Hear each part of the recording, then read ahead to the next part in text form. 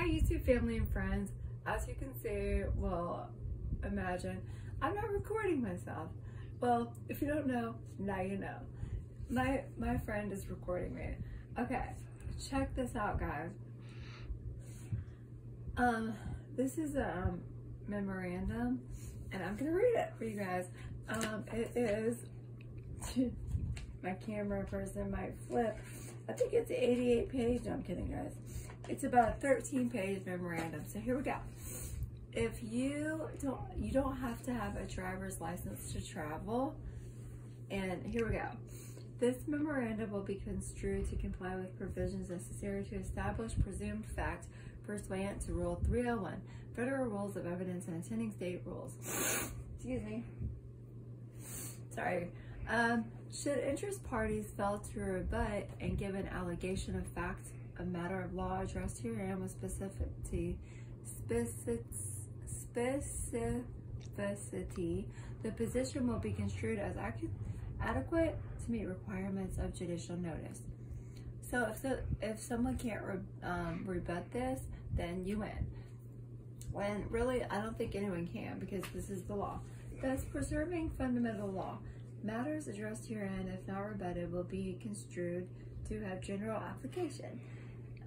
This memorandum addresses the issue of state statutes, regulation, and licensing of a constitutional right to free travel upon the public roads of a Florida citizen. Okay, now it does say of a Pennsylvania citizen. Okay, however, I think that the exact same laws apply for every state in the United States. I'm going to get the one for my state, which is currently Florida. But here we go. Driver licensing versus right to travel. Okay, check it out. The following argument has been used in at least 3 states, Pennsylvania, Ohio, and West Virginia, as a legal brief to support a demand for dismissal of charges of driving without a license.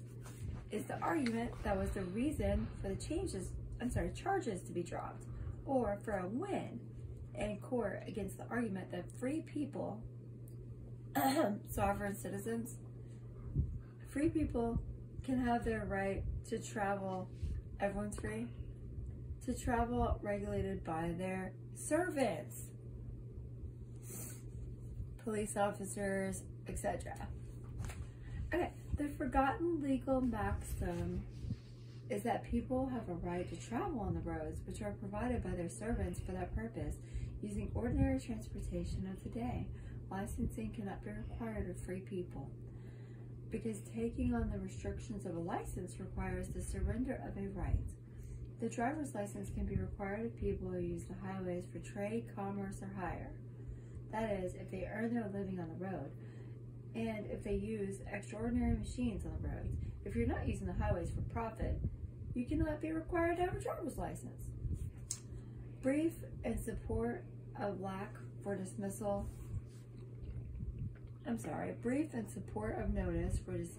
for lack of jurisdiction.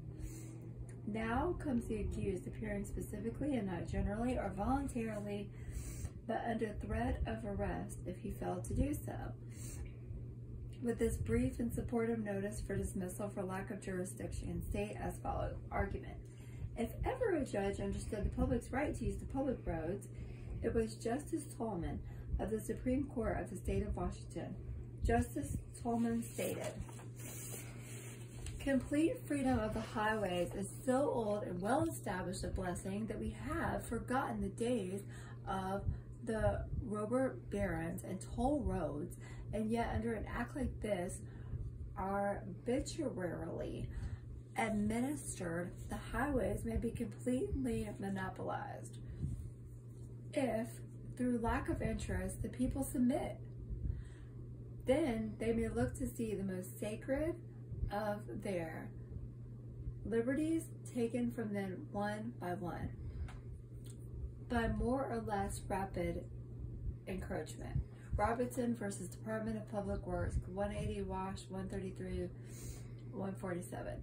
The words of Justice Tolman ring most prophetically in the ears of citizens throughout the country today as the use of the public roads has been monopolized by the very entity which has been empowered to stand guard over our freedoms, i.e., that of state government. Eyes on the state, you guys. Excuse me, guys. Rights. The most sacred of liberties, of which Justice Tolman spoke, was personal liberty. The definition of personal liberty is personal liberty, or the right to enjoyment of life and liberty. Y'all seen that movie with Will Smith, right? Like The Pursuit of Happiness, right? That's pretty much what they're saying. It's one of the fundamental or natural rights, which have been protected by its inclusion as a guarantee in the various constitutions, which not derived from or depend on the U.S. Constitution, which may not be submitted to vote and may not depend on the outcome of an election. It's one of the most sacred and valuable rights, as sacred as the right to private property, and it's regarded as inalienable. 16. CJS, Constitutional Law, Section 202, P987. The concept is further amplified by the definition of personal liberty. Personal liberty largely consists of the right of locomotion to go where and when one pleases, only so far restrained as the rights of others may make it necessary for the welfare of all citizens. The right of the citizen to travel upon the public highways and transport his property thereon by horse-drawn carriage, wagon, or automobile is not a mere privilege which may be permitted or prohibited at will, but the common right which he has under his right to life, liberty, and the pursuit of happiness. Under this constitutional guarantee, one may, therefore, under normal conditions, travel at his inclination among the public highways or in public places while conducting himself in an orderly and decent manner, neither interfering with nor disturbing others' rights. He or she will be protected not only in his or her person, but in his safe or her safe conduct. 2. A.M. Jur, First Constitutional Law, Sec. 329 P1135. And further, personal liberty consists of the power of locomotion, of changing situations, of removing one's person to whatever place one's inclination may direct without imprisonment or restraint, unless by due process of law. Bowier's Law Dictionary, 1914 ED, Blackwell's Dictionary, 5th edition, Blackstone's Commentary, 134, Hare Constitution, page 777. Justice Tolman was concerned about the states prohibiting the citizen from the most sacred of his liberties, the right of movement. You notice how they're trying to keep us in the apartment, right? The state.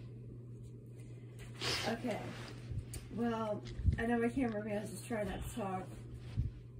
You know, they're trying to not have us move. They're trying to keep us inside a lot. Yeah. What's going on? It's another thing, and the only way is if we submit to it. We the people are told when our government acts as tyrants to overthrow the government. Okay. Or we may just have to stop them from doing so, but if they make us overthrow them, the right of moving oneself from place to place without threat of imprisonment, the right to use the public roads and the ordinary course of life. Right. When the state allows the formation of a corporation, it may control its creation by establishing guidelines, statutes. Statutes are not laws, guys, for its operation, charters. Corporations who use the roads in the course of business do not use the roads in the ordinary course of life. There's a difference between a corporation and an individual, just like a person and an individual. The state wants to make you a corporation, an owned slave, when we are a creation, a man and a woman, a living, breathing soul. And I am Sir Juris Justice Lee, Rhea Nesbitt, Sovereign Woman. The United States Supreme Court has stated, "We are of the opinion that there is a clear distinction in this particular between an individual and a corporation, and that the latter has no right to refuse to submit its books and papers for examination on the suit of the state. The individual may stand up upon his constitutional rights as a citizen. He's entitled to carry on his private business in his own way. His power to contract is unlimited. He owes no duties to the state or to his neighbors to divulge his business or to open his doors to investigation so far as it may tend to incriminate him."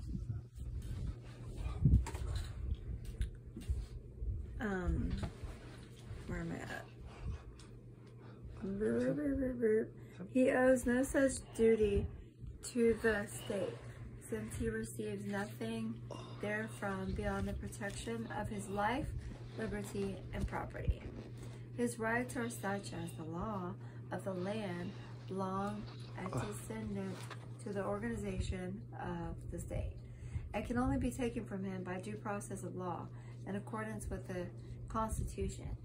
Among his rights are the refusal to incriminate himself and the immunity of himself and his property from arrest or seizure except under warrant of law. That is your Fifth Amendment, folks. He owes nothing to the public so long as he does not trespass. Okay. Our cameraman's had a really long day. Oh, I am so sorry. Don't worry about it. Is it still filming? Okay. It's okay. I hate long ones like this because they take a long time to watch. But this is like super duper important. Guys, you know what? I'll just be back.